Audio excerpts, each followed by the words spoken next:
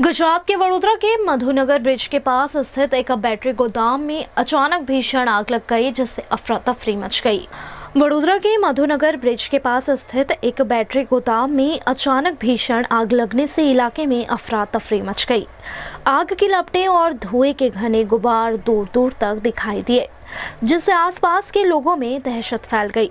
सूचना मिलते ही fire brigade की टीमें मौके पर पहुंची और पानी की बौछार कर आग पर काबू पाने की कोशिश शुरू की गई।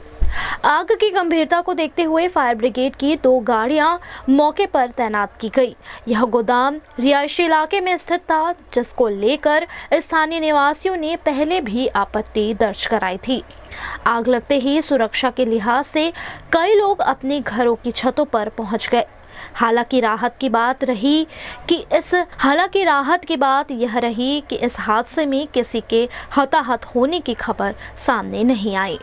આપણી કામગીરી ચાલુ છે। પાછળના અને એની બાજુમાં જે ગોડાઉન હતું તેમાં સ્પ્રેડ થવાની શક્યતાઓ હતી, તે આપણા ફાયરના જવાનો અંદર એક્સેસ લઈને તે કંટ્રોલ કરી દીધું છે।